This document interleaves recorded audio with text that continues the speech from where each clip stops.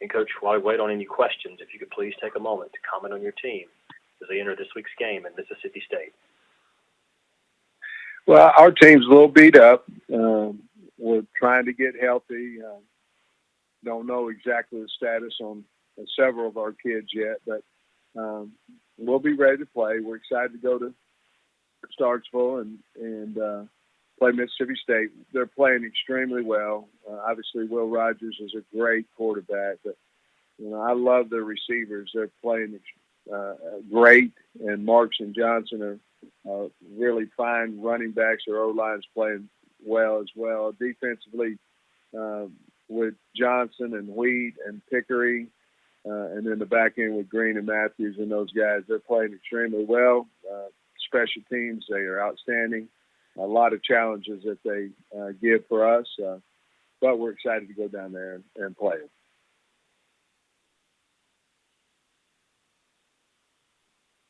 First up, we have Tom Murphy, the Arkansas Democrat-Gazette. I know that you just said that you're not sure of the status. I get that. So I just want to ask you, do you hold any hope for KJ this week? And what have your quarterbacks looked like in practice this week? Our quarterbacks have had a really good week of practice. Obviously, KJ has not practiced to this point. We still don't know whether he'll be able to practice today or not. Our rule kind of is he's got to practice on Wednesday if we're going to play him on Saturday. So it's kind of a wait and see. So, Tom, honestly, I don't know if he'll be able to practice today or not, but there's obviously a chance that he will. Okay. And then yesterday we noticed there was a little bit of movement in the secondary. I'm wondering how comfortable you feel, and like a guy like Bakke, could he pick it up quickly enough to help you soon? Well, as you know, as everyone knows, we're beat up a little bit in secondary, and so we looked on our board and tried to find out anybody on the team that could possibly help us with Sam doing so well on special teams. He kind of stood out there, Tom, and so we decided, he's got the body and the physical features that you'd like to have as in the secondary, and so we moved him over there. He's had a good 2 days of practice. He picks up things well, so we're hoping that he'll be able to help us sooner than later. Okay, thanks. Next is Andrew Hutchinson of Best of Arkansas Sports. Hey, Sam, I was wondering if KJ's unable to go, could you foresee a situation where you maybe use both Cade and Malik? Yeah, I mean, I think there's a real possibility that we would do that. Certainly, we would go with a hot hand, I would say, but in our game plan, there's certainly opportunities for both those kids to play if KJ can't. And also, what does this week look like for KJ? If he's not able to practice, is he able to still be in like meetings? And what's it look like for him? Yeah, he's been in all meetings. He's been to both practices. We're waiting to see if he's able to practice, and in all honesty, I don't have that answer right now as we're sitting here. If he's able to practice, well, then we'll certainly practice him. If he's not, then we won't, and that's certainly not my call. But whatever that is, then we'll look at him and go from there. Thanks. Next is Scotty Bordelon of Whole Hog Sports. Hey, Sam. Hope you're doing well. On Monday, you said that Mississippi State likes to show a lot of movement on its defensive front. I'm wondering if you could maybe expound on what that might look like and just the challenges it gives to your O-line. A lot of challenges because they're so athletic, and Cyrus Wheat is certainly a guy that you want coming off the edge for you, along with Pickering and Jordan Davis. I mean, I like them. I like their front seven. I like their whole defense. But the bottom line is they are I talked about movement because they're a blitz team. Obviously, if you bring an extra guy, the gap becomes on the line of scrimmage instead of the second level. A lot of movement, a lot of crossing face, things of that.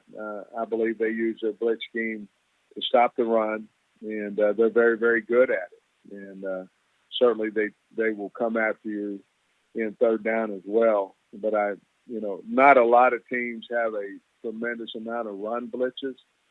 This team does, and that's how they're built, and certainly been working for them.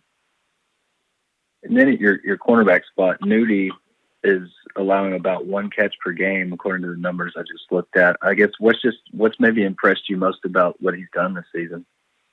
I think just his competitiveness. He takes everything very personal. He works extremely hard, but he believes in himself, and I think his own self-confidence, and he's obviously long and can run in those things and has played a lot of ball. But I think what separates him is, A, he's got really good ball skills, and B, he's got a lot of confidence, has played a lot of ball, and certainly picked up what we're trying to do very quickly. Thanks, Sam. Uh-huh. Next is Christina Long with the Southwest Times Record. Hi, Sam. Most of your games have had some kind of big special teams play or another, and Mississippi State's one of the better special teams units in the league right now. Just how much are you expecting special teams to be a factor, and how do you prepare for that? Well, we have to play extremely well on special teams, because if we don't, they'll exploit us. I think they're fantastic in special teams, and has a lot to do with their punters and the people around their returners, but their returners are really good. And also, Griffin's a great wideout as well, but we've got to do a good job basically of corralling, punting in the right direction, kicking the ball out of the end zone. We've got to take those guys out of the game with where we spot hang time, how we get our gunners down there, and certainly kicking the ball out of the end zone if we can to keep it. We've got to do everything we can to keep it out of their hands. Thank you. Next is Gary Graves of the Associated Press. Yeah. Hey, good morning, Coach. I'm working on a story about SEC West defenses, and I wanted to get kind of your general impression from what you've seen in your time in the league about what has made a lot of them so effective. I think, last I looked at, there were at least 4 or 5 ranked in the top 40 in several categories. And you have some guys, ranked high as well individually. Well, I think it starts with D-line, the athleticism, the size, the speed of the D linemen in this league are outstanding. Then I think you run to the corners, and I think some of the best corners in America are playing in the SEC, where once you have those type guys, those cover corners, you can do so much with your defense after that. If you don't have them, you're very, in my opinion, limited on what you can do. You play a lot of zone, but other than that, everything would have to come off of some type of zone dog blitz. Then the other thing after that is the linebacker play is outstanding. I've always believed if you don't have very good linebackers, that at times that you wouldn't have a very good team. And I think the linebacker play has been outstanding in the league. But I think when you look at defenses, you're trying to find weak spots, and in this league, just nobody has very many of them, if any. And I think that you have 11 good players out there with some of the finest coaching in the country. It's very difficult to score points. Thank you. Next is Bob Holt in the Arkansas Democrat-Gazette. Hey, Sam, how you doing? Bob, good. Hey, I was wondering, Baxter on Cade Ford, and he's probably not a guy, going into the season we thought a whole lot about, but kind of what's the story and how you guys got him here to Arkansas, and just, what impressed you to want to bring him in? And I think he was just looking for a place at the time, and, Cade's not on scholarship or anything. He just wanted a place where he thought he could grow. He liked Mark Calla, to be honest with you. I think he had some type of relationship with him before, and he obviously knew about Kendall. And so they struck up a relationship. Came here.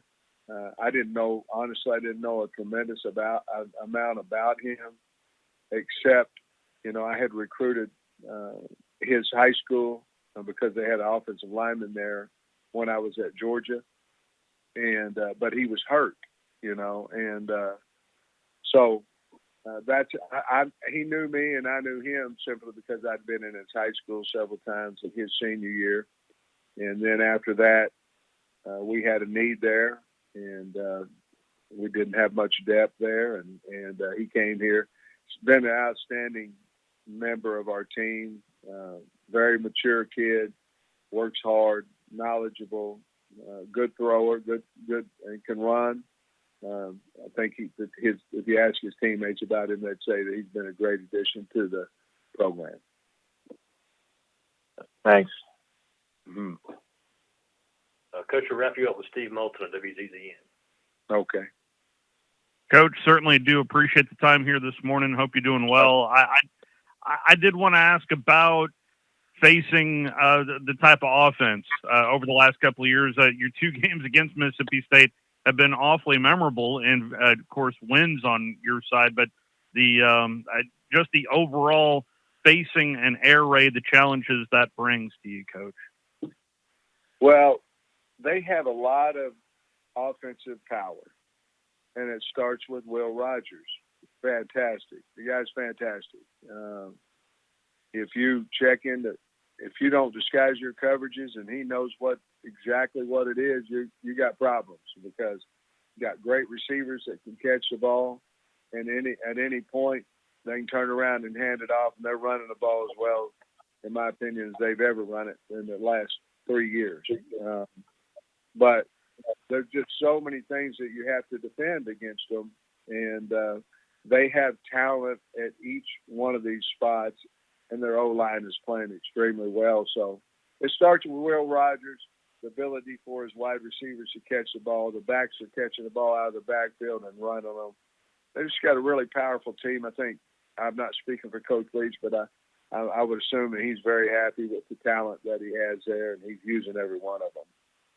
And I remember after the Cincinnati game, you talked about telling your team to enjoy the win after that Cincinnati win, but it feels like that was completely different after your first win at Mississippi State, Coach. Is that fair to say? Yeah, I mean, the first win was certainly my first win as a head coach, first win many SEC games for the kids, 20-something I think it was, or whatever it was, 3 years, something. It was a lot.